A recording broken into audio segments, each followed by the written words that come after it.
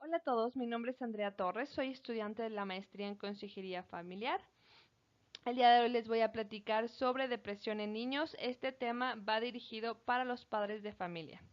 Voy a hablarles sobre los síntomas. Es muy importante que los padres de familia estén conscientes de los síntomas para que ellos puedan estar al pendiente y en caso de tener sospecha eh, de depresión en sus hijos, poder ir con un especialista a confirmarlo.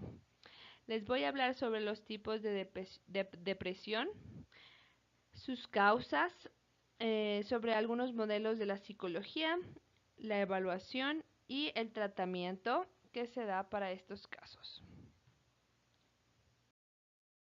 Bien.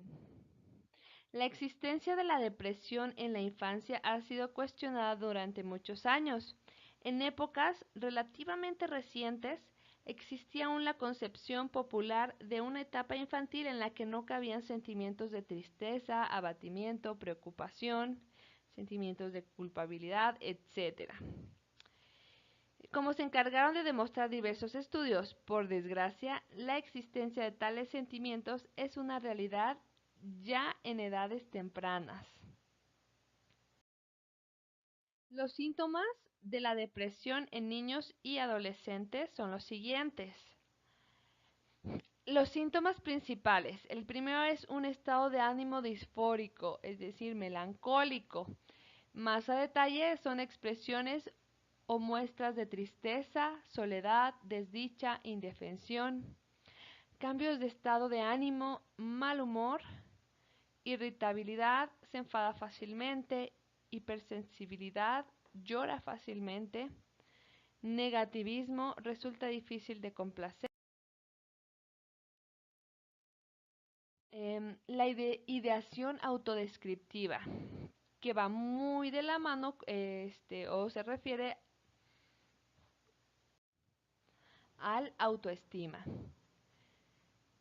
Sentimientos de inutilidad, incapacidad, fealdad, culpabilidad, concepto negativo de uno mismo, idea de persecución, deseos de muerte, deseos de huir, de escapar de su casa, tentativas de suicidio. En los síntomas secundarios, esos dos que les acabo de mencionar son síntomas primarios y estos son síntomas secundarios, que es conducta agresiva, agitación, dificultades en las relaciones interpersonales, facilidad para riñas o discusiones, poco respeto a las figuras de autoridad. ¿De acuerdo?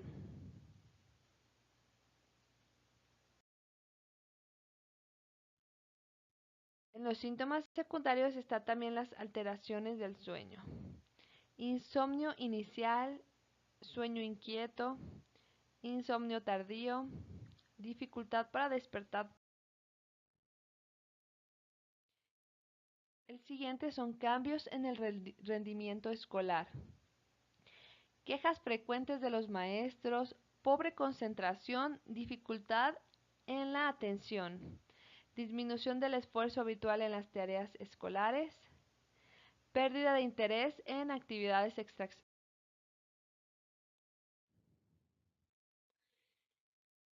Socialización disminuida. Se puede notar un poco de retraimiento social, menor participación en grupos, menos simpático o agradable con los demás,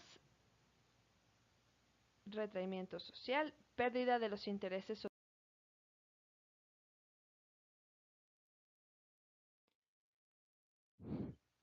Muy bien. Se notan cambios de actitudes en la escuela, pérdida de placer en actividades escolares, negativo rechazo de ir a la escuela, quejas somáticas, es decir, les empieza a doler la cabeza, se quejan mucho de dolores en el estómago, los papás se pueden preocupar y pueden visitar muchos médicos y sin embargo no dan este, con el factor, con la causa que está provocando esos dolores debido a que los dolores son somáticos.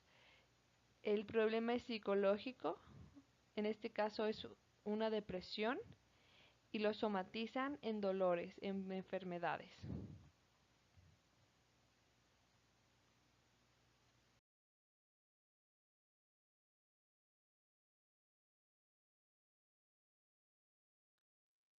Muy bien. Pérdida de la energía habitual, pérdida de interés por actividades y entrenamientos extraescolares, disminución de la energía, fatiga física o mental y por último, cambios en el apetito o en el peso. En los tipos de depresión, el primero se refiere a la depresión primaria versus secundaria. Hace referencia a que la depresión es el trastorno principal o bien es consecuencia de un problema médico o psicológico, como podría ser la drogadicción. En la segunda es unipolar versus bipolar. La primera se manifiesta solo con episodios depresivos, mientras que la segunda cursa alternativamente con ciclos de depresión y manía, es decir, euforia. El tercero se refiere a trastorno depresivo mayor. Este ya es un problema serio, el cual es importante que el niño sea tratado con profesionales. Para diagnosticar este trastorno mayor, es importante que 5 de los siguientes síntomas hayan estado presentes durante el mismo periodo de 2 semanas, que representan un cambio respecto a la actitud anterior, y por lo menos uno de ellos debe ser el estado de ánimo depresivo o pérdida de interés o placer. Aquí les dejo la lista de los síntomas y que es necesario que los padres de familia las revisen a detalle para estar al pendiente de cualquier signo o síntoma que sus hijos puedan tener.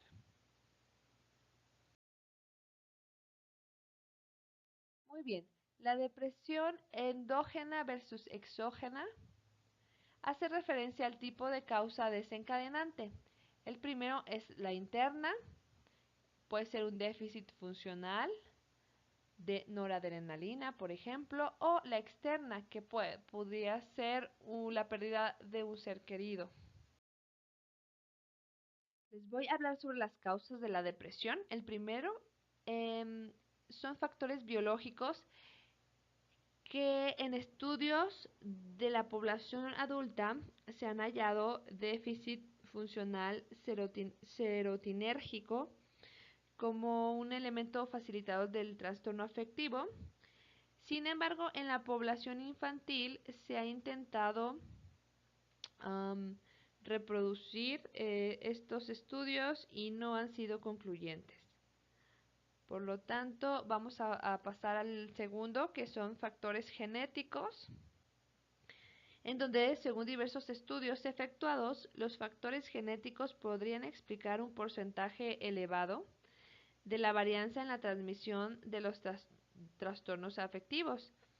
Los estudios familiares que evalúan hijos de padres deprimidos han verificado que la posibilidad de que estos lleguen a desarrollar el trastorno es entre 3 y 6 veces más elevado en comparación con los niños que no presentan este factor. Igualmente, el riesgo de desarrollar otra psicopatología como ansiedad o incluso trastornos de conducta es también mayor. Por lo tanto, sí influye el factor genético en cuestión de este trastorno. En los factores sociofamiliares, parece bastante probable que este factor determine la aparición y mantenimiento del trastorno. Está estrechamente relacionado con el entorno familiar.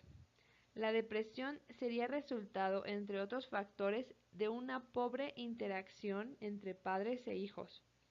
Los estudios realizados al efecto han demostrado diversas características interactivas familiares peculiares, entre los que destaca una baja implicación paterna y alta sobreprotección materna, más conflictos familiares, más problemas de comunicación, más irritabilidad, más abuso, más negligencia. En el caso de padres depresivos, la transmisión de depresión no implica, por tanto, solo influencias genéticas, sino que también conlleva influencias psicosociales. Es decir, que la interacción y todo su entorno sociofamiliar sí influyen y afectan para el desarrollo de la depresión infantil. El cuarto son factores estresantes. Se puede incluir los factores externos que causan generando un estrés continuo. Es el caso de separaciones, divorcios, problemas de pareja o el elemento relevante para el niño no sería tanto la ruptura, sino el estado en el que queda la relación afectiva entre los padres. Una relación de amenazas, eh, coerciones, etcétera, produce evidentemente una transición con más carga emocional para el niño y lo hace más vulnerable al desarrollo de la patología. Otro factor potencialmente generador del trastorno es el caso de la pérdida de un ser querido, especialmente en niños ya frágiles. La pérdida de la madre o el padre puede requerir, dependiendo de la edad, una atención especializada para facilitar estos procesos de duelo. Ello puede ser especialmente necesario en aquellos casos de muerte repentina o accidentes de tráfico. Algunos modelos psicológicos, el primero sería el modelo cognitivo de Beck. Este modelo de Beck defiende la existencia de la tríada cognitiva negativa. Ello hace referencia a que las personas que sufren el trastorno tienen una visión negativa de sí mismo, del mundo en que se mueve y del futuro.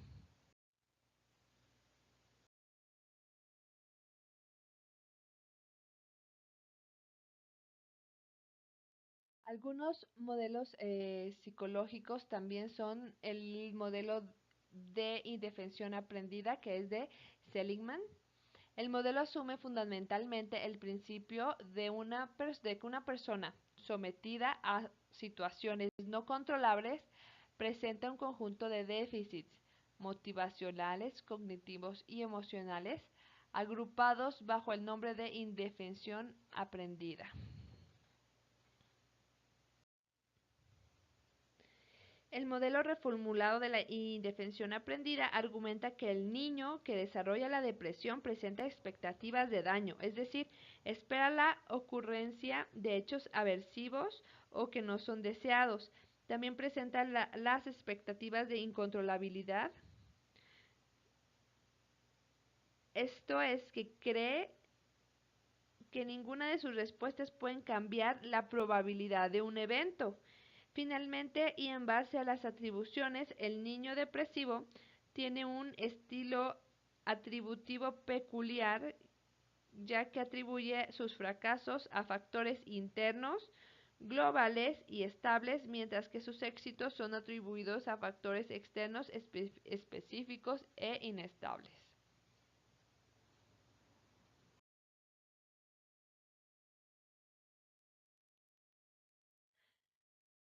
Muy bien, en la evaluación de la depresión, para evaluar o diagnosticar este trastorno, es importante hacer una entrevista estructurada o semiestructurada al niño y a sus padres.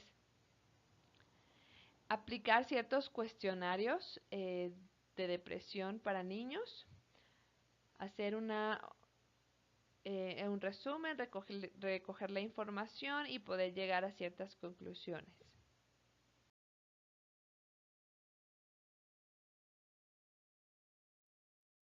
El tratamiento para la depresión infantil es el tratamiento es conductivo-conductual. Se hace un análisis cognitivo con el reconocimiento de las emociones y la relación de estas con la conducta. Se hace un cambio de atribución cognitivas negativas, una intervención conductual como el entrenamiento de habilidades sociales, la ayuda en la resolución de problemas y otros procedimientos como es el modelamiento o la relajación. Como conclusión, le digo a los padres de familia que es muy importante estén al pendiente de sus hijos. Anteriormente no se le daba importancia, ni siquiera se pensaba que un niño pudiera tener un trastorno de depresión y hoy en día vemos muchísimos problemas de niños con depresión. Es impresionante ver niños um, con actitudes suicidas, niños ya con problemas de drogadicción. eh, Son problemas mayores. Entonces, los padres de familia son responsables, o sea, tienen la responsabilidad y necesitan estar conscientes de todos estos síntomas, necesitan informarse para poder reaccionar, para poder observar a su hijo si tiene un comportamiento, perdón, si tiene un cambio en el comportamiento en cuestión de actitud durante 2 semanas. Este, Hay que estar checando el por qué. Y si creen ustedes, si hay sospecha de una depresión, hay que llevarlo con un especialista, ¿de acuerdo? Para confirmar esas sospechas, porque hoy en día estamos viviendo trastornos fuertes en edades muy tempranas. Les agradezco mucho la atención. Que tengan un excelente día.